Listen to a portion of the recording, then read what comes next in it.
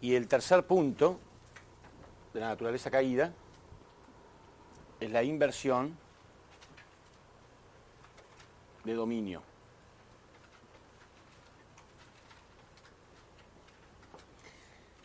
¿Qué significa? ¿Qué significa la inversión de dominio? Fíjense,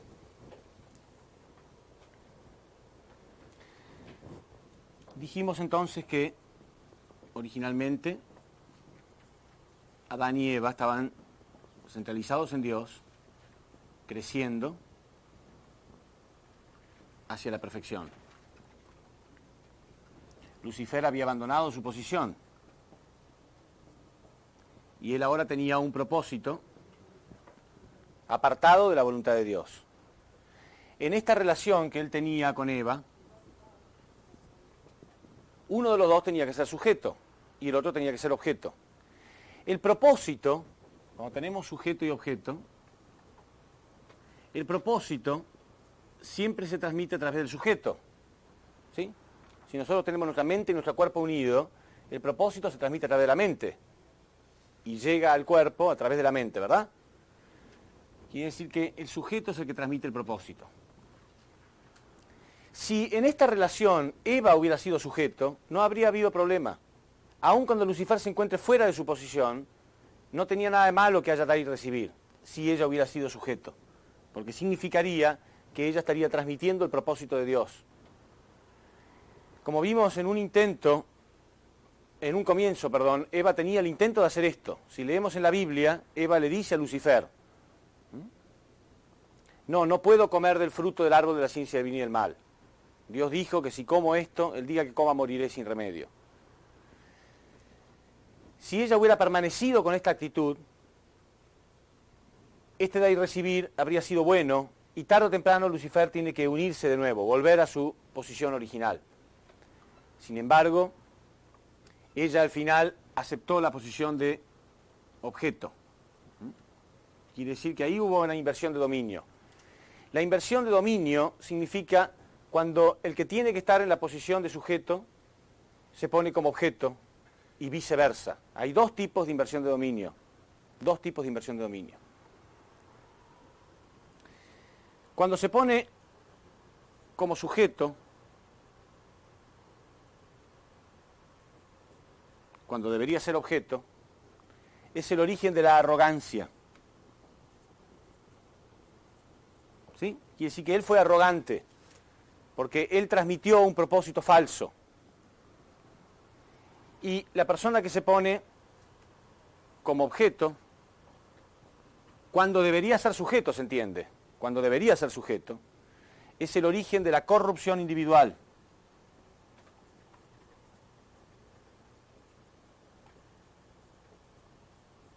¿Se entiende? Muchas veces a nosotros nos ocurre lo mismo. No sabemos cuándo ser sujetos y cuándo ser objetos.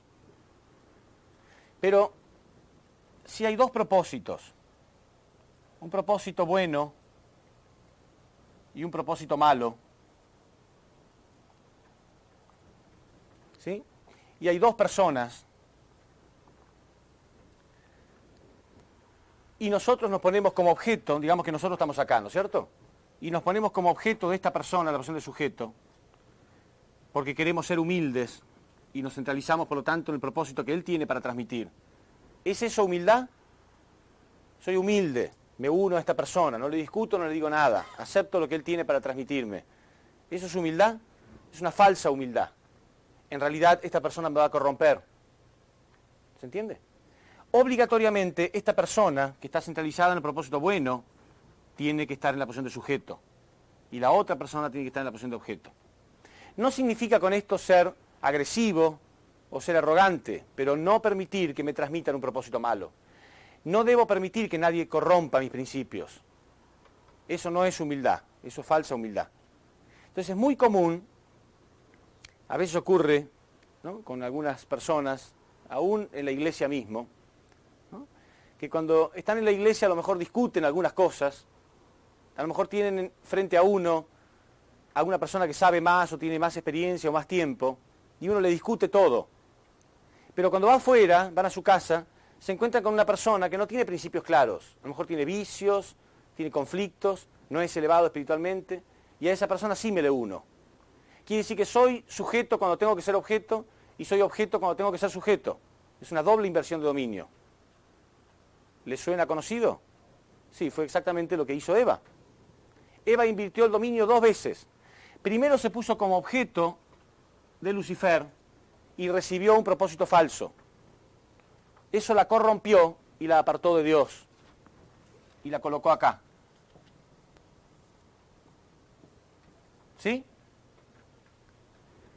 Si en ese momento, si después de que Eva haya comprobado que realmente el fruto era malo, que ella lo comprobó, porque ella se sintió que estaba baja, sintió que había traicionado a Dios, Eva tendría que haber pasado por las 3 etapas de formación, crecimiento y perfeccionamiento. ¿Se acuerdan? Formación, crecimiento y perfeccionamiento. Adán y Eva habían pasado por estas 2 etapas. Ahora Eva había caído. Si comparamos acá el nivel que todavía seguía teniendo Adán con el nivel que tenía Eva, ella veía claramente la pureza de su hermano. Ella veía claramente la diferencia de niveles espirituales que había. ¿Se entiende? Eso nos puede ocurrir a cualquiera. Cualquier persona que comete un pecado, ¿no? Digamos que uno es miembro de una familia bastante sana, con buenos principios, y un día comete un pecado serio y vuelve a su casa, porque el hecho de que Eva se haya apartado de su posición no significa que no haya estado en el mismo medio ambiente, por supuesto. Significa que internamente cambió de propósito, no que se fue a otro lugar. Un día volvemos a nuestra casa, nos sentamos a la mesa, como siempre, con nuestro padre, nuestra madre, nuestros hermanos, pero sabiendo que hemos hecho algo malo. ¿No sentimos la diferencia de niveles? ¿No sentimos que estamos manchados, que estamos sucios, que ya no era lo mismo de antes? Obviamente Eva sintió eso, claramente. Si en ese momento, y vamos a ver más tarde qué es lo que Dios estaba buscando en realidad, si en ese momento Eva se hubiera arrepentido, la restauración de la humanidad habría sido más fácil. ¿Qué hubiera pasado si Eva caída se hubiera arrepentido en ese momento? Hubiera ido delante de Dios y hubiera dicho: yo cometí este pecado. ¿Dios la habría destruido? ¿Qué hubiera hecho Dios? Bueno, no podía tampoco hacer como si nada hubiera ocurrido, porque es una violación a un principio universal. Pero Dios podía haberle dado a Eva un nuevo mandamiento. Ese nuevo mandamiento sería: no vuelvas a invertir el dominio. Ella se puso como objeto de Lucifer. Ahora ella tenía que obedecer a Adán, confesar su pecado a Adán, confesarle que el fruto era malo, que no debía tocarlo, y permitir que él llegara a la perfección. Si Adán llega a la perfección, Adán perfecto, llega a ser uno con Dios.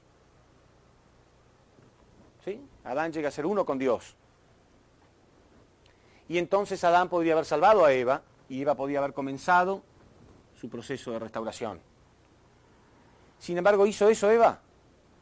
No, ella pretendió solucionar su mentira con otra mentira más. ¿Se acuerdan lo que decía hoy? Una mentira trae aparejada otra mentira. Entonces ella quiso solucionar su propio problema con otra mentira.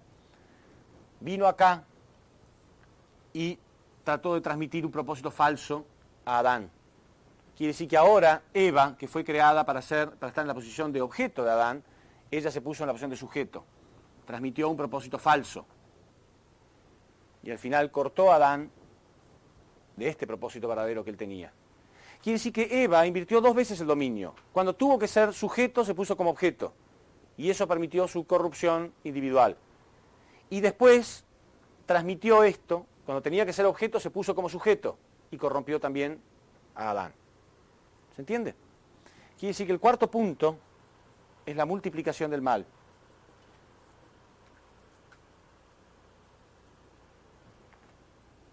Multiplicación del mal, que es el origen de la corrupción colectiva. ¿Sí? Primero uno se corrompe individualmente y después al transmitir esto a otras personas se produce la corrupción colectiva.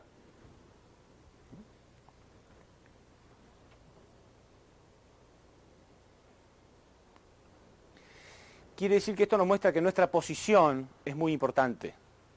Nosotros tenemos que ser valientes y humildes. ¿Por qué digo valientes y humildes?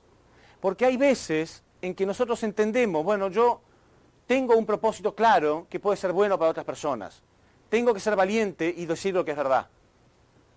¿Sí? A veces nos cuesta. A veces nos cuesta cuando estamos en público pararnos y decir, no, no, eso es incorrecto. ¿Sí? Pensamos, bueno, ¿qué va a decir la gente? Mejor me quedo calladito, sentado. Pero es nuestra obligación, ¿sí o no?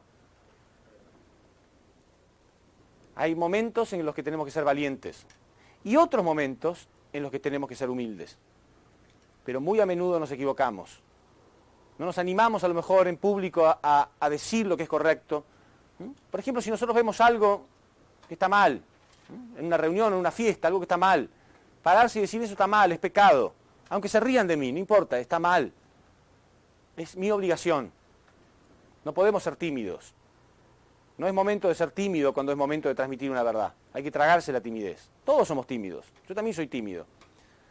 Pero en algún momento tengo que pararme y dar conferencia. Bueno, yo si sé algo para transmitir al mundo, tengo que pararme y hacerlo. Pero si se para alguien que sabe más, yo tengo que ser humilde y callarme la boca y recibir todo lo que puedo recibir. ¿Se entiende? Pero muy a menudo hacemos lo contrario. No somos valientes y después nos envalentonamos cuando es el momento de ser humilde y de recibir nada más. Entonces eso fue lo que ocurrió con Eva. Una doble inversión de dominio. Entonces se corrompió ella primero y después solamente podía dar lo que tenía. Y como lo que tenía era corrupción, terminó corrompiendo a Adán. Y después a todos nosotros, como su descendencia.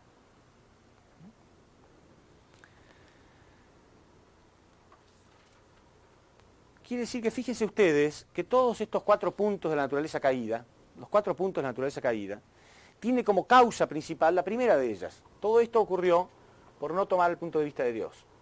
Lo demás se va sucediendo naturalmente. Al no tomar el punto de vista de Dios, abandono el propósito universal. Entonces me centralizo en mi propio propósito egocéntrico, en mis propios deseos. Si estoy centralizado en un propósito egocéntrico, estoy fuera de mi posición. No puedo estar centralizado en Dios si tengo un propósito falso. ¿Se entiende? Automáticamente abandono mi posición.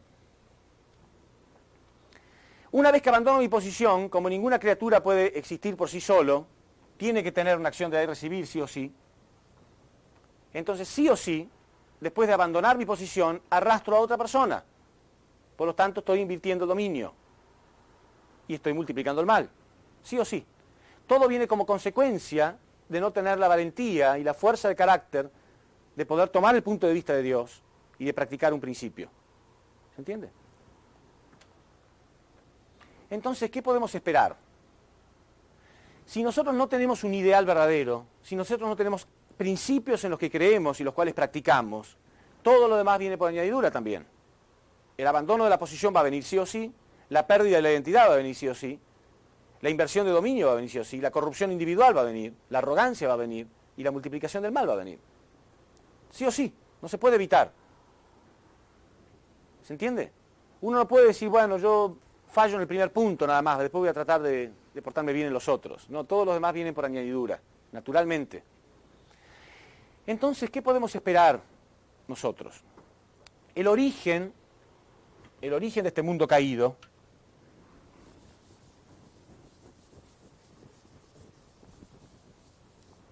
¿cómo ocurrió?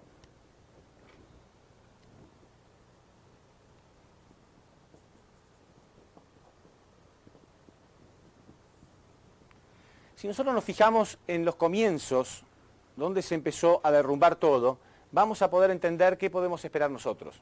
Fíjense ustedes, Eva fue creada por Dios. Todos nosotros fuimos creados por Dios. Por lo tanto, existe en forma innata, desde los comienzos de la vida de una persona, un derecho que nadie puede quitar, que es el derecho a recibir la palabra de Dios. Eva recibió el mandamiento. ¿Se entiende? Nosotros tenemos el derecho a recibir la palabra de Dios. Todos. Pero, como Él dominó a la humanidad, Él dominó a nuestros antepasados, y Él hizo eso con nuestros primeros antepasados, Él tiene derecho también a hacernos dudar.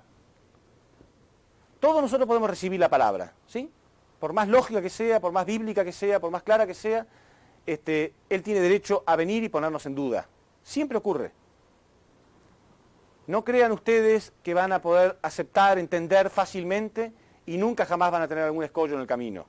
No va a ocurrir así. Él tiene derecho a ponernos a prueba. Siempre. Entonces, ¿cuál debería haber sido la actitud de Eva? Bueno, Eva podía haber tenido dos actitudes.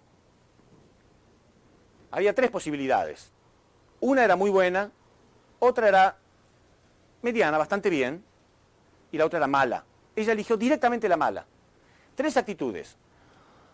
O dudar directamente de Satanás y aceptar inmediatamente la palabra de Dios, no dudar jamás, que sería lo mejor. O lo segundo, que sería bastante aceptable, que ella puede dudar, entonces va y pregunta a Dios, mira, yo tengo alguna duda, tú me dijiste que no coma del fruto, pero Lucifer dice que sí, que no hay problema, y ahora yo tengo un poco de duda. Con esa actitud de volver, de preguntar a Dios, ella estaría recibiendo el derecho de tener una explicación mayor. ¿Se entiende? Porque está cumpliendo con su responsabilidad. Está preguntándole a Dios. Mira, tú dijiste que no coma, yo no quiero comer, pero Lucifer dice que no hay problema. ¿Puedo comer? Vuelvo a preguntar por segunda vez. ¿Puedo comer? Entonces el padre entiende, no entendió muy bien. Le voy a explicar por qué no debe comer. ¿Sí? ¿Dios podía haber explicado, sí o no? Sí, por supuesto que sí. Mucha gente pregunta, bueno, pero ¿por qué Dios la abandonó así a su buena suerte? No. El hombre fue creado con una responsabilidad. Por eso Jesús decía, el que golpea se le abrirá, el que busca encontrará. ¿Se entiende? Ella podía haber preguntado, podía haber pedido. Esa era su responsabilidad. Si ella hubiera tenido esta actitud, probablemente Dios le podría haber dicho, mira, Lucifer está equivocado, está mintiendo. Él se siente solo, está mal. Haz lo que yo te digo y vas a ver que va a estar bien. ¿Se entiende? Y la tercera actitud, la peor, era dudar definitivamente de la palabra de Dios. Y esta fue la que ella eligió. La peor de todas, dudó directamente.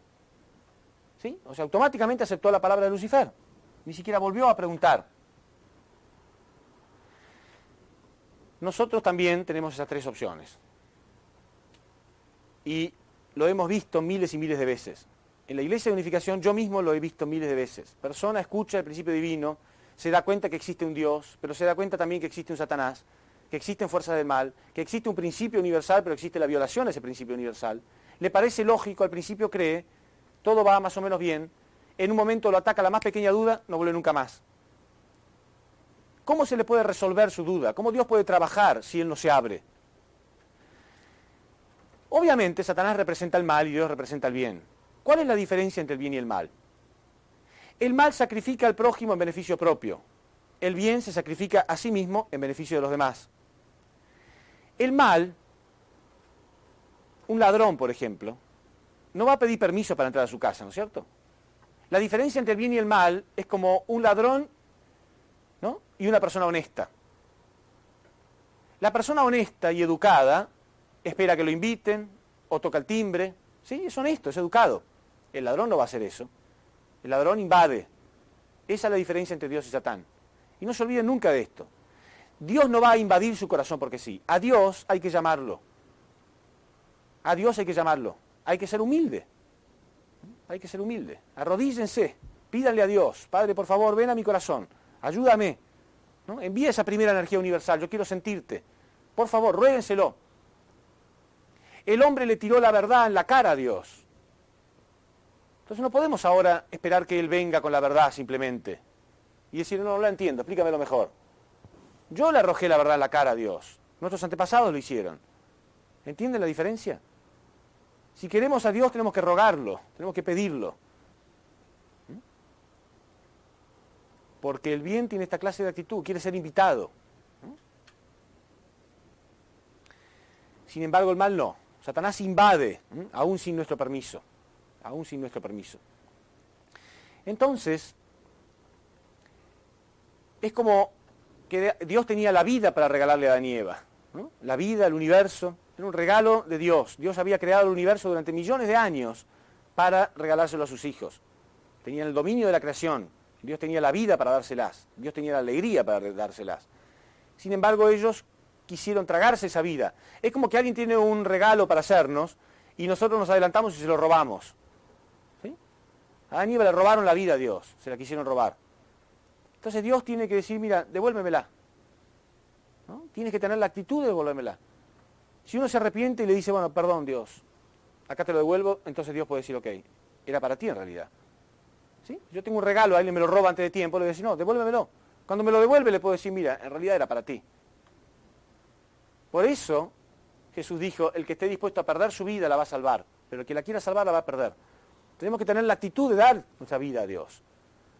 Entonces, con esa actitud Dios puede trabajar.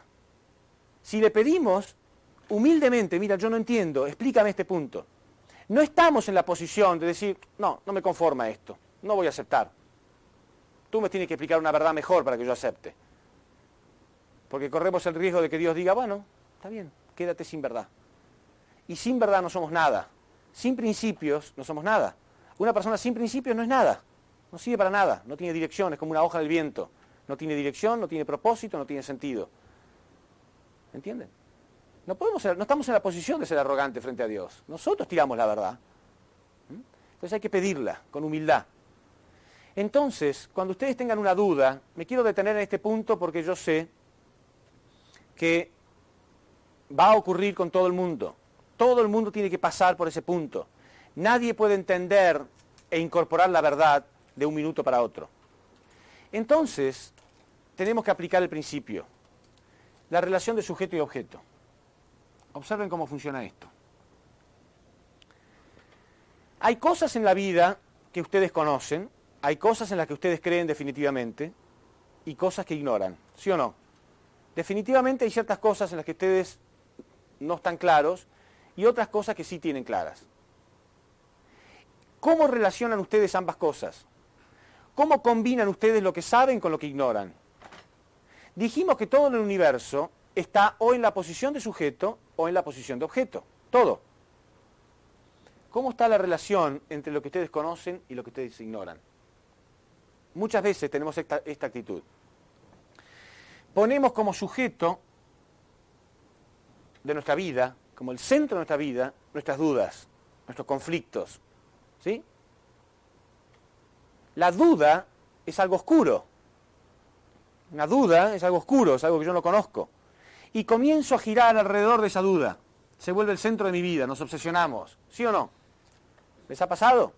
Bueno, ustedes todavía están vivos espiritualmente, porque todavía están acá. Pero los que se fueron, ponen la duda como el centro de su vida y se empiezan a obsesionar, empiezan a girar alrededor de algo que desconocen, alrededor de algo que los atormenta. Y al final caen en ese pozo. Pero ¿qué pasa si yo pongo como sujeto lo que sí conozco? Las cosas en las que sí puedo creer.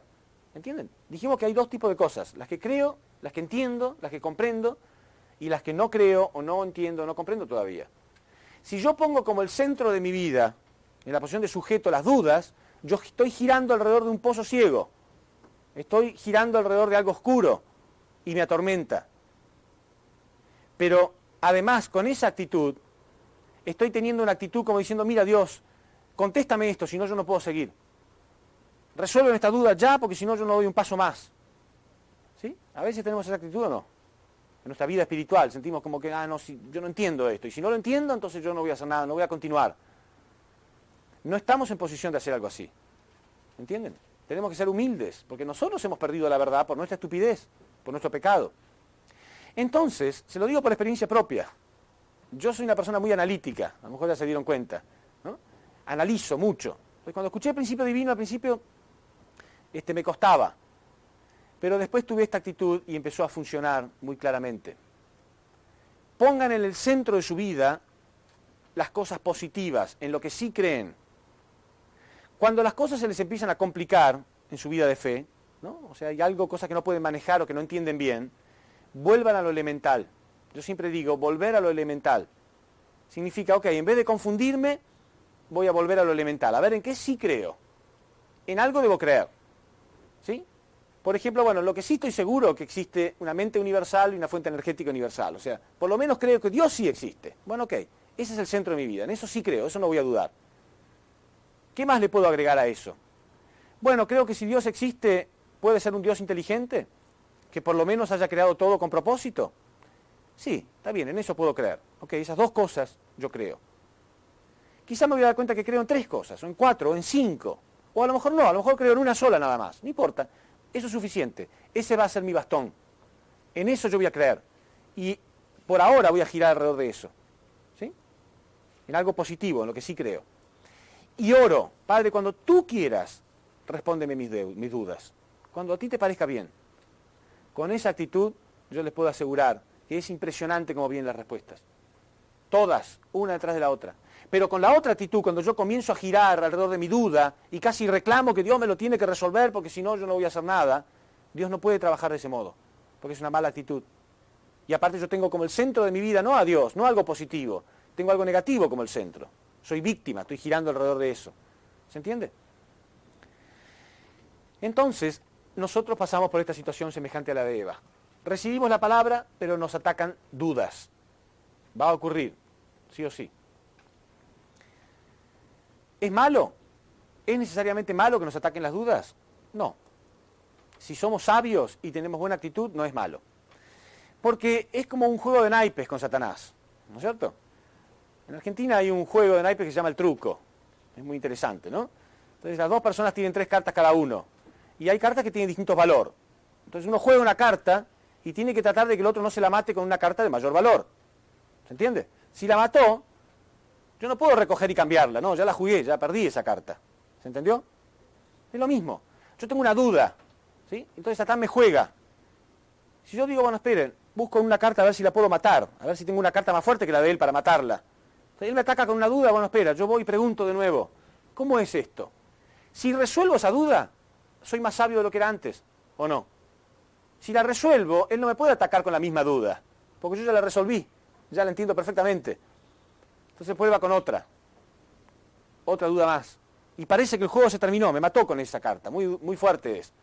Pero yo busco. Si busco, voy a encontrar una carta más fuerte. ¿Entienden? Resuelvo. Padre, contéstame. Debe haber alguna respuesta para esto. Y al poco tiempo encuentro la respuesta. Científica, lógica, bíblica, clara. Y yo mato la carta de Satanás. Uno hace eso por un tiempo y él se rinde. Y entonces todas las cartas que él jugó son a nuestro beneficio, porque él nos educó. Un buen maestro es aquel que hace preguntas a sus alumnos. Al principio los alumnos, ¿no? ¿Se acuerdan cuando estaban en la escuela? A lo mejor les pasaba lo mismo que a mí. A lo mejor yo era el único, no sé. Pero nos escondíamos detrás del compañero de adelante, ¿no? Para que no nos hagan preguntas. Pero cuando el profesor te busca la cabeza, te ve que te estás escondiendo, te dice, a ver tú, ¿sí? Y uno dice, acá estoy muerto. Pero ese es el buen profesor, ¿no es cierto? Porque si yo puedo de algún modo encontrar la respuesta a las preguntas que él me hace, y siempre me está haciendo preguntas, ¿voy a terminar siendo un buen alumno o no? Sí. Entonces, Satanás puede estar a nuestro servicio si nosotros queremos. Si tenemos la actitud correcta de que siempre tengo fe de que Dios me va a resolver este problema. Entonces, cada vez que él me ataca, yo resuelvo, soy más sabio. Me vuelve a atacar, soy más sabio. Me vuelve a atacar y soy más sabio. ¿Entienden? Eso es muy importante. Pero no pretendan que va a venir el conocimiento automático de un minuto para otro y ya no va a haber más problemas. Porque el hombre arrojó la verdad, perdió la verdad por una mala actitud y tiene que buscarla, tiene que pagar un precio para recuperar la verdad que perdió. ¿Se entiende? Bueno, una vez que tomamos eso y estamos determinados a poner en el centro de nuestra vida todo lo que sí conocemos. Si de pronto se complican, vuelvan a lo elemental, no lo olviden nunca. Vuelvan a lo elemental. Ok, ¿en qué sí creo? Esto, esto y esto. Van a ver que cada vez son más cosas. Cada vez son más cosas en las que sí están claros. Y si tienen, después de un tiempo, alguna duda, está bien, esa duda va a ser mi objeto, no mi sujeto. Va a girar alrededor cuando yo quiera. ¿Sí? Y en algún momento, tac, la voy a incorporar como una respuesta resuelta. Bueno.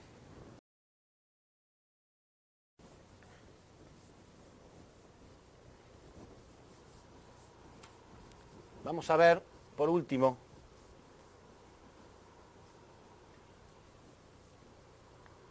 los 4 tipos de pecado. Hay 4 tipos de pecado diferentes. El primero es el pecado individual. El pecado individual, obviamente su propio nombre lo indica, es el pecado que cada ser humano comete individualmente. Si se pudiera eliminar los pecados individuales, obviamente sería un mundo ideal. ¿Por qué nunca se pudo eliminar los pecados individuales? ¿Por qué siempre se regeneran los pecados individuales? Porque existe el pecado colectivo. El pecado colectivo es porque vivimos en una sociedad de pecado. Vivimos en una sociedad de pecado que nos contamina una y otra vez. ¿Y por qué nunca se pudo eliminar el pecado colectivo? Porque existe el pecado heredado.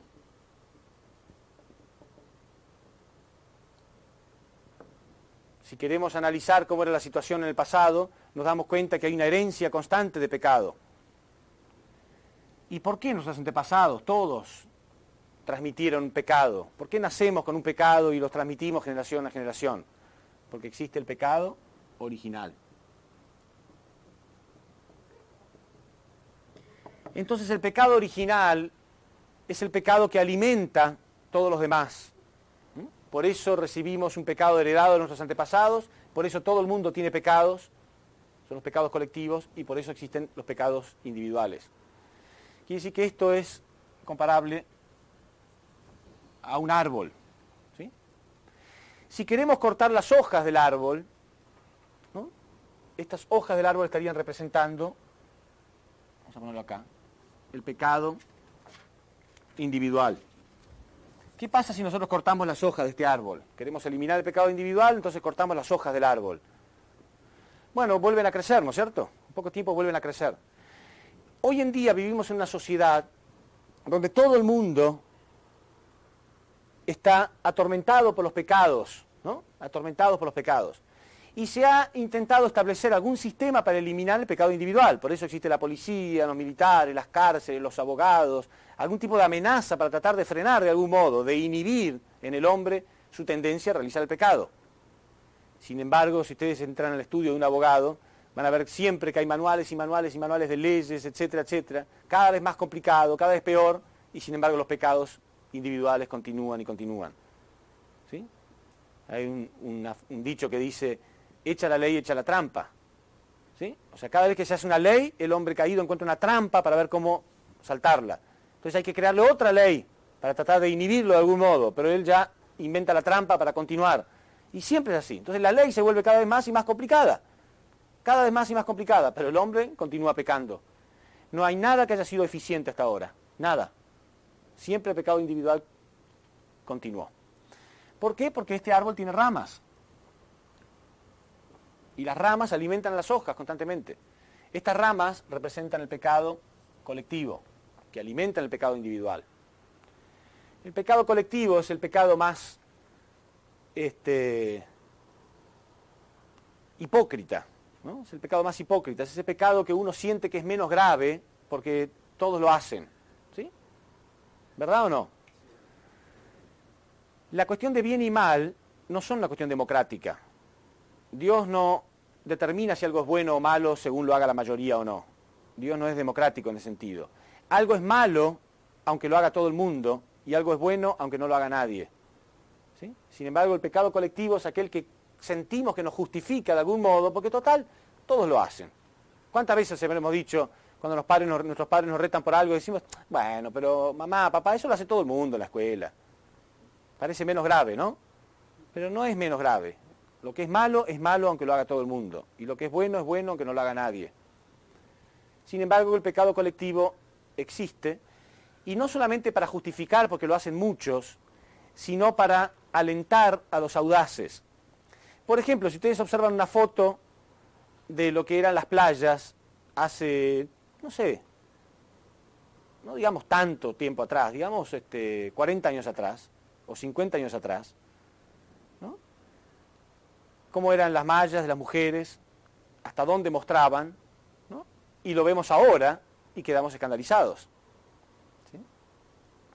Yo me acuerdo mi pobre abuelita, la que ya conté alguna historia de ella hoy, se escandalizaba porque había visto en la playa una chica que mostraba ¿cómo se llama? ¿El ombligo?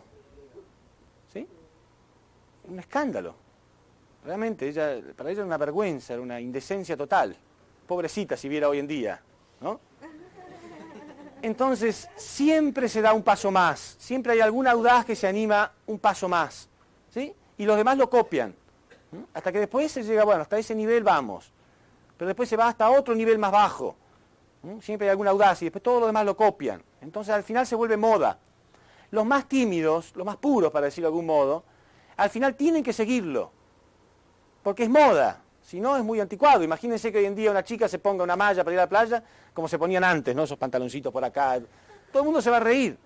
Quiere decir que por más que sea pura, por más que sea cristiana, por más que sea practicante, tiene que hacerlo, porque es moda. ¿Se entiende? Es el pecado colectivo, donde todos lo hacen, entonces al final si uno no lo hace, ese es el raro, ese es el que todo el mundo lo mira mal y va a recibir presión y persecución. Yo siempre digo que es un privilegio ser raro. Es el privilegio de los santos. El privilegio de los santos es raro. Si no tenemos la valentía de ser un poco extraños en algunas cosas, tenemos que ser corruptos. Tenemos que doblegarnos, una de dos. O tenemos la valentía de ser diferentes, o somos corruptos.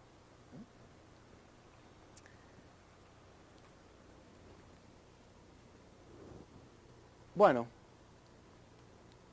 aunque cortemos las ramas, siguen creciendo. Sigue el pecado colectivo, sigue el pecado individual. ¿Por qué? Porque existe el pecado heredado. Estaría en la posición del tronco de este árbol. Pero aunque cortemos el tronco del árbol, de nuevo van a crecer las ramas y de nuevo van a crecer las hojas. ¿Por qué? Porque existe la raíz. Mientras no se corte la raíz de este árbol, van a continuar creciendo el tronco, las ramas y las hojas. Quiere decir que la raíz es el pecado original. Ahora, ¿cómo cortar el pecado original? ¿Por qué las personas que hacen las leyes nunca pudieron solucionar este problema? Porque todos tienen pecado. Hasta las mismas personas que de algún modo están intentando bloquear el pecado colectivo, el pecado individual, ellos también tienen pecado, también son corruptos. Ese es el problema. Entonces, ¿cómo se puede cortar el pecado original? El pecado original solamente se puede cortar, solamente lo puede cortar alguien que no pertenezca a este árbol, que no sea un fruto de este árbol. Y ese es el Mesías. El Mesías simplemente es un ser humano, pero que no pertenece a este árbol. ¿Sí? Está apartado de esta raíz, no está alimentado con esta raíz. Entonces vamos a ver más adelante cómo Dios trabajó durante la historia para eliminar esto, para eliminar este pecado, para cortar este árbol de raíz. Cuando las personas pueden quitarse el pecado original, cuando pueden apartarse o deshacerse del pecado original, naturalmente lo demás empieza a desaparecer. Este árbol puede llegar a caer. Es la única esperanza para la humanidad. ¿Sí? Bueno, vamos a dejar acá y continuamos después con la próxima conferencia, que es la misión de Jesús.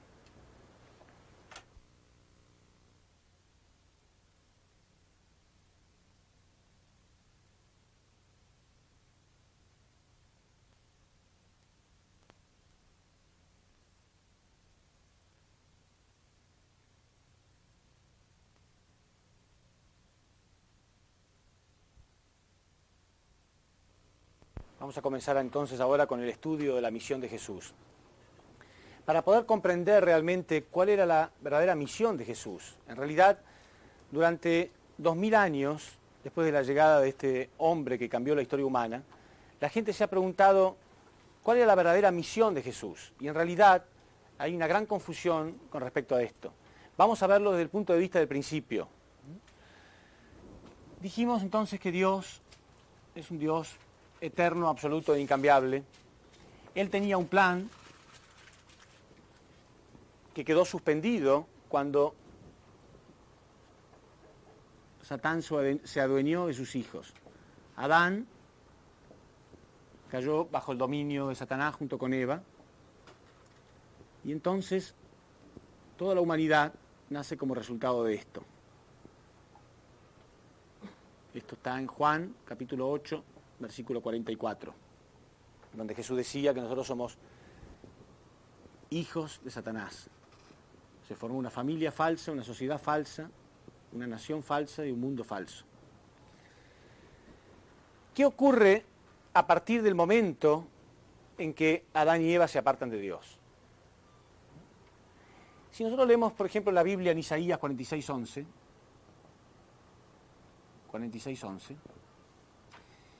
nos muestra claramente que Dios es un Dios absoluto y Él se determina en forma absoluta. Dios no puede ser un Dios fracasado.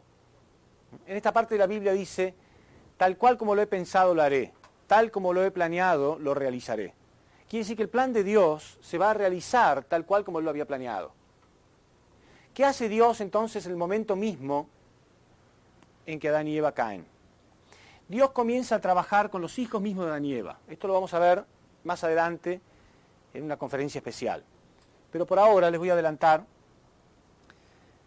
el trabajo de Dios. Él comienza a trabajar con los hijos mismos de Adán y Eva y comienza a purificar un linaje, llevando a cabo un proceso basado en principios absolutos, los principios de la restauración, que ya vamos a explicar más adelante. Entonces Dios comienza a purificar un linaje, ¿para qué? Para que, como fruto de este linaje, pueda nacer una persona que Satán no pueda reclamar. El pecado original es el derecho que Satanás exige sobre sus hijos. Adán y Eva son dominados por Satanás porque ellos decidieron con su libre albedrío, con su responsabilidad, responder a él, creer más en su palabra que en la palabra de Dios. Y por esa razón él tuvo derecho a dominarlos. Ellos le entregaron a Satanás lo más sagrado, que es el amor. Esta relación entre Adán y Eva fue una relación de amor falso, centralizado en un propósito falso. Y nosotros nacemos, entonces, automáticamente bajo su dominio. Dios hizo un trabajo durante 4.000 años de historia, 4.000 años de historia purificando un linaje, con el solo objetivo de que una persona pueda nacer fuera de este dominio satánico. Nacer fuera del dominio satánico significa nacer sin pecado original. Esta era la única persona que Satán no tenía derecho sobre él. Y este era Jesús. Si esta persona nace sin derecho, o sea, si Satán no tiene derecho sobre esta persona, significa que esta persona no tiene pecado original. Por lo tanto, significa que esta persona nació como Adán. Cuando Adán fue creado no tenía pecado original, no existía el mal. Por lo tanto, esta persona está en la posición de segundo Adán. Leamos en la Biblia, en la primera de Corintios, capítulo 15, versículo 44. Se habla claramente de esto. Se menciona cómo Jesús está en la posición de segundo Adán. Jesús está en la posición de segundo Adán. ¿Por qué? Simplemente porque él nació como Adán nació, sin pecado. No existía el dominio satánico cuando Adán fue creado, entonces Jesús también nace fuera de este dominio. Por lo tanto, ¿qué significa entonces que Jesús está en la posición de segundo Adán? ¿Cuál es la responsabilidad básica? ¿Qué responsabilidad básica tenía Adán? Adán tenía que cumplir con las 3 bendiciones. Primero, crecer, multiplicaos, le había dicho Dios, y tercero, dominar.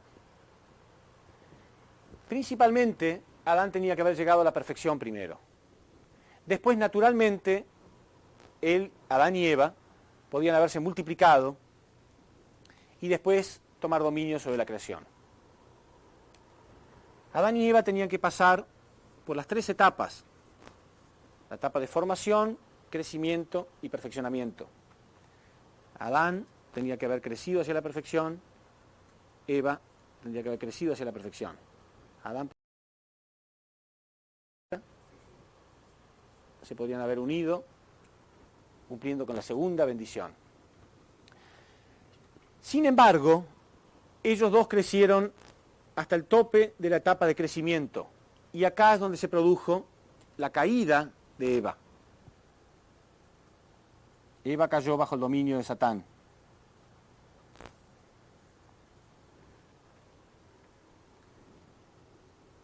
En este punto, Eva representa a toda la humanidad. Eva era la humanidad caída, no había otra persona. Cuando Eva cayó, era la única persona caída, representaba a toda la humanidad caída. Dijimos en la conferencia de la caída que si Eva hubiera reconocido su pecado en ese momento, Dios podría haber establecido ciertos principios para su restauración y le habría dado a Eva un nuevo mandamiento. El mandamiento podría haber sido que ella confiese su pecado a Adán, que no intente hacer caer a Adán, que no lo toque, que no lo tiente. Y entonces Adán podría haber llegado a la perfección. Si Adán llega a la perfección, Adán llega a ser uno con Dios. Obviamente esta relación es más poderosa que esta. Quiere decir que Adán habría llegado a la perfección y Adán se habría convertido en el Mesías de Eva. ¿Se entiende? Adán se habría convertido en el Salvador de Eva. Este Salvador, este Mesías, iba a ser un Mesías con una misión muy sencilla, porque salvar a la humanidad significaba salvar a Eva nada más. Era un Mesías con una misión muy sencilla. Y Eva no iba a tener ninguna duda de que él era su Salvador. No había otra persona. Quiere decir que aún con este pecado tan grave, no hubiera sido tan difícil salvar a la humanidad. Sin embargo, Eva, después de su pecado, no confesó. Ella no confesó su pecado, no se arrepintió, trató de solucionarlo con otra mentira. Y se puso en la posición de sujeto, intentó contaminar con su pecado a Adán, pensando que si él también pecaba, probablemente esto haría que su pecado sea menos grave. Si él también cometía el mismo pecado, ella se sentiría menos culpable. Entonces, lamentablemente, Eva cometió el error de matar a su futuro Mesías. Matar a su futuro Mesías. No fue el error solamente de los israelitas los que se crucificaron a Cristo. Ya Eva cometió ese error. Eva cometió el error de destruir a la persona que se iba a convertir en el Salvador de ella, o sea, de toda la humanidad. Otra vez más, si observamos acá, nos damos cuenta de que el plan de Dios, como está hecho con corazón, es un plan flexible, porque Dios tiene flexibilidad. ¿Sí? Dios tiene corazón. Dios no es un Dios extremadamente rígido, repito lo que dije antes, que ante cualquier pequeño error se quiebra su plan. Si ustedes analizan un poco en la Biblia, ocurre algo muy interesante. ¿Se acuerdan cuando Adán y Eva habían caído, que Dios va y observa a Adán, lo busca a Adán porque sentía que Adán se estaba ocultando, y le pregunta, ¿por qué te ocultas? ¿Se acuerdan? Entonces Adán dice, porque estoy avergonzado, porque estoy desnudo. Y Dios le dice, ¿por qué te diste cuenta ahora de que estás desnudo? ¿Acaso comiste del fruto? Entonces, aprendamos a razonar. Aprendamos a razonar correctamente. Cuando leemos algo, leamos entre líneas también. Veamos el mensaje subliminar que hay detrás. ¿Por qué un Dios omnisciente, que está en todas partes, omnipresente también, pregunta algo que se supone que él ya sabe? ¿Nunca se hicieron esta pregunta? Oye, ¿por qué te escondes? ¿Qué está pasando? ¿Qué pasó? ¿Pasó algo? ¿Comiste del fruto? ¿Por qué? ¿Acaso Dios no sabía? ¿Qué piensan? Sí, Dios sabía, ¿no? Dios está en todas partes, es omnisciente, es omnipresente, Él sabía lo que había pasado. Entonces, ¿para qué pregunta? ¿Qué piensan ustedes? En realidad es muy claro, ¿no? Dios está buscando alguna parte de responsabilidad humana cumplida, porque Dios solamente puede trabajar a través de la responsabilidad humana. Somos nosotros los que limitamos a Dios. Dios es todopoderoso, pero creó al hombre para compartir su todopoder con Él. Es como dijimos, como mente y cuerpo. No es suficiente con la mente, es necesario que el cuerpo también se una. Cuando el cuerpo se une a los deseos de la mente, entonces el propósito se realiza, ¿no es cierto? Resultado. ¿Se entiende? Entonces Dios creó el universo con este principio. Él está en la posición de sujeto, como la mente, y el hombre en la posición de objeto, como el cuerpo. Entonces, Dios comparte su todopoder con el hombre. Significa que este Dios, que es todopoderoso antes de crear al hombre, comparte con el hombre, como si fuera su propio cuerpo, su todopoder. Ahora solamente es todopoderoso cuando el hombre le responde también. ¿Se entiende? Entonces, Dios está limitado por la parte de responsabilidad humana. Dios no puede salvar al hombre incondicionalmente, porque sí nada más, porque entonces estaría bloqueando su parte de responsabilidad. Dios estaría bloqueando la parte de responsabilidad humana. Y entonces estaría colocando al hombre en el mismo nivel que los animales o las plantas o cualquier otra cosa de la creación. El hombre es diferente al resto de la creación justamente porque fue creado con una parte de responsabilidad. Entonces, ¿qué estaba buscando Dios haciendo estas preguntas en el jardín del Edén? Estaba buscando algún arrepentimiento, estaba buscando alguna cosa de la cual él pudiera agarrarse. Por lo menos en este punto el hombre está cumpliendo con su responsabilidad. En este punto por lo menos es sincero. Porque por eso él hacía preguntas que en realidad él ya sabía. ¿Y qué respuesta recibió Dios? Cuando le preguntó a Adán, ¿acaso comiste del fruto? Adán contesta, sí, fue la mujer que tú pusiste en el jardín del Edén. Entonces Dios va y le pregunta a Eva, ¿es verdad que tú comiste del fruto? Sí, fue la serpiente que tú pusiste la que me tentó. Ninguno tomó responsabilidad. Ninguno dice, sí, Padre, yo fui el que pecó. Yo me arrepiento, yo quiero morir por mi pecado. Si alguien hubiera dicho eso, la cosa habría sido bien diferente. Porque, repito, por eso Jesús marcó un patrón en la historia diciendo, el que esté dispuesto a perder su vida, la va a salvar. Pero el que la quiera salvar, la va a perder. ¿Se entiende? Repito, Dios tenía la vida para regalárnosla y nosotros la quitamos. Entonces ahora Dios tiene que decir, mira, devuélvemela. Si tengo la actitud de devolvérsela, de estar dispuesto a perderla por Él me va a decir, no, está bien, es para ti. Si ustedes leen la Biblia la historia de Abraham, ¿no? Abraham había fracasado en una ofrenda, entonces Dios le pidió que sacrifique a su único hijo legítimo, Isaac. Y Abraham se determina a hacer esto. Sacrificar a su hijo era peor que morir él mismo. Él amaba tanto a ese hijo porque fue el hijo que le vino en la vejez. Él había esperado toda su vida tener ese hijo. Sin embargo, se determinó a amar más a Dios que a su propio hijo. Era peor que morir él mismo. Y cuando se determinó a hacerlo, entonces Dios pudo detenerlo y decirle, no es necesario que lo hagas. Es un principio absoluto. La importancia de negarse a uno mismo. Sin embargo, Dios en el jardín del Edén no encontró nada de esto. Adán dijo, no, yo no, fue la mujer que tú pusiste. Eva dijo, no, yo no, fue la serpiente que tú pusiste, ella me tentó. Por lo tanto, tú eres el que tiene la culpa. Y por eso, entonces, ellos fueron echados del jardín del Edén. No había posibilidad, ya no había posibilidad. Dios no podía tomarse de ninguna responsabilidad humana cumplida. ¿Se entiende? Entonces, lamentablemente, Adán también fracasó. Dios tuvo que comenzar la providencia de restauración. Miles y miles de años, con todo ese tipo de fracaso, porque ese tipo de fracasos continuó. Pero solamente avanzaba la providencia cuando una persona tenía la clase de actitud correcta. Cuando una persona estaba dispuesta a morir por la voluntad de Dios, entonces Dios con eso tenía una victoria. Y tardó 4.000 años en lograr un fundamento sólido, para que una sola persona pueda nacer fuera de este dominio. No es que Dios, como creen algunos, tenía guardado a este Jesús allá, ya lo tenía con él. ¿Sí? Muchas personas piensan que ya Dios tenía a Jesús guardado desde antes de la creación. Entonces, ¿por qué tardó 4.000 años en enviarlo, cuando ya la humanidad era un desastre? No, Dios estaba esperando que pudiera nacer un hombre sin pecado original. Cuando este hombre nació, entonces, estaba en la posición de Adán. Cuando él llegó a la perfección, había logrado la victoria que Adán no había logrado. Ese es mérito propio de Jesús. El nacer sin pecado original no es su mérito. El nacer sin pecado original es el mérito de sus antepasados y es el mérito de la providencia de Dios. Pero su propio mérito es haber logrado lo que Adán no pudo lograr. Que es haber llegado a la perfección. Por eso él fue el único hombre de la historia humana que tuvo la autoridad de decir, el que me ve a mí, ve a Dios.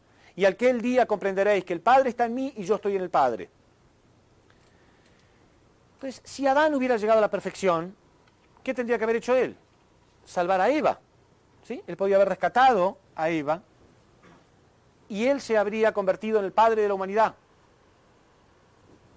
Y Eva se habría convertido en la madre de la humanidad. ¿Se entiende? Por esa razón, en Isaías capítulo 5, versículo 6, se dice que Jesús viene como el Padre Jesús viene en la posición de Padre eterno. Jesús viene en la posición de Padre eterno de la humanidad.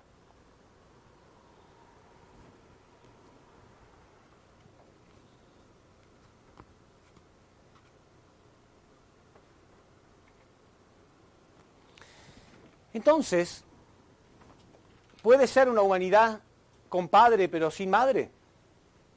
No. Exactamente la misma misión tendría Jesús. Jesús tenía la misión de cumplir con las 3 bendiciones. Después de que Él llegó a la perfección, con cierto fundamento, Él podría haber rescatado a alguna persona preparada también por Dios. Dios en su momento le iba a indicar quién. Alguna persona preparada en la posición de segunda Eva. Y si esta persona podía ser rescatada y elevada a la posición de perfección, podría haberse convertido en segunda Eva. Por eso la Biblia menciona en el Apocalipsis que en algún momento se van a cumplir las bodas del Cordero. Esto está en Apocalipsis 19:7. Eso no se realizó en la época de Jesús. Sin embargo, es una promesa de las Escrituras para nuestros tiempos. Apocalipsis 19:7. Y dice así: alegrémonos y regocijémonos, y démosle gloria, porque han llegado las bodas del Cordero, y su esposa se ha preparado, y a ella se le ha concedido que se vista de lino fino, limpio y resplandeciente, porque el lino fino son las buenas acciones de los santos. Alegrémonos y regocijémonos, porque han llegado las bodas del Cordero, y su esposa se ha preparado, y a ella se le ha concedido que se vista de lino fino, limpio y resplandeciente, porque el lino fino son las buenas acciones de los santos. La Biblia habla de las bodas del Cordero. Quiere decir que esto que estamos hablando, yo sé que es totalmente nuevo para la humanidad, es revolucionario para algunas personas, pero en realidad esa es la misión del segundo Adán. La misión del segundo Adán era cumplir con la misión del primer Adán, cumplir con las 3 bendiciones: creced, multiplicaos y dominad. Entonces mucha gente se pregunta, ¿pero cómo puede ser? ¿Será posible? ¿No será una herejía pensar que Jesús tendría que haber tenido una esposa? Razonemos. El universo entero fue creado con la dualidad de positividad y negatividad. ¿Por qué? Porque Dios tiene masculinidad y feminidad. Génesis, capítulo 1, versículo 27. Dios creó al hombre a su imagen los creó, hombre y mujer los creó. Quiere decir que el universo entero fue creado con esta dualidad como imagen de Dios. Dios quería ser testigo de un hombre perfecto y una mujer perfecta que se unieran, porque Dios es el creador del amor. Dios es el creador del amor. ¿Quién inventó los besos? ¿Quién inventó las relaciones sexuales? ¿Quién inventó a la mujer? ¿Quién inventó al hombre? ¿Quién inventó, ¿no?, la unión entre un hombre y una mujer? Dios. ¿Hay algo de raro en eso? ¿Hay algo de extraño? Durante miles de millones de años, Dios creó este universo uniendo positividad y negatividad para verse reflejado simbólicamente en la creación. Pero Él quería verse reflejado sustancialmente cuando Él creó al hombre y a la mujer. Ver reflejado en la masculinidad perfecta y en la feminidad perfecta su propia masculinidad y feminidad. Sin embargo, con la caída del hombre, durante miles y miles de años, Dios vio hombres imperfectos y mujeres imperfectas uniéndose. Cuando a un artista su obra le sale mal, ¿no? Digamos, un artista pinta algo y le sale mal, él siente alegría y reflejado en su obra. Nosotros obligamos a Dios a verse reflejado en una obra que no era perfecta. Hombres y mujeres constantemente uniéndose, que no reflejaban realmente las características de Dios. Sin embargo, una vez en la historia que Dios tiene una masculinidad perfecta, un masculino perfecto, un hombre que llegó a la perfección, ¿no habría estado feliz de que también hubiera una mujer que pudiera tener la autoridad de decir, igual que Jesús dijo, el que me ve a mí ve a Dios? ¿Por qué no? ¿Por qué no pudo haber una mujer en la historia humana que tenga la autoridad de decir, y aquel día comprenderéis que el Padre está en mí y yo estoy en el Padre, y el que me ve a mí ve a Dios? ¿No sería maravilloso? ¿No sería maravilloso que por primera vez en la historia, positivo y negativo, reflejando realmente las características de Dios, se unieran? ¿Quién dijo que es una herejía que un santo, un hombre perfecto, le dé un beso a una mujer perfecta? Repito, ¿quién inventó los besos? ¿Quién inventó el amor? ¿Quién inventó el sexo? Por supuesto, con la caída se volvió pecado, pero con la restauración eso es totalmente original. Es lo más precioso que puede ocurrir. Y vamos a demostrar entonces que el plan de Dios a través de Jesús era restaurar a la humanidad. ¿Sí? A través de esta relación perfecta, del cumplimiento de la segunda bendición, la multiplicación, se formarían familias perfectas, sociedades perfectas, naciones perfectas, un mundo perfecto. Y esto sería el reino de los cielos. El reino de los cielos. Tanto en la tierra primero como en el mundo espiritual después. Sin embargo, esto no ocurrió. La gente no pudo interpretar a este hombre y fue asesinado antes de que él pudiera cumplir con la segunda bendición. Y eso no es lo grave solamente, sino que encima seguimos diciendo que no importa, porque Él vino para eso. Él vino para morir, y con su sangre Él perdona nuestros pecados. Vamos a demostrar bíblicamente que eso no es verdad. Vamos a demostrar que en realidad la Biblia nos está mostrando que la crucifixión de este hombre, el asesinato de este hombre, fue un pecado solamente comparable con la caída de Adán y Eva. De todos los pecados de la historia humana, los dos peores pecados fue la caída de Adán y Eva y la crucifixión de Jesús.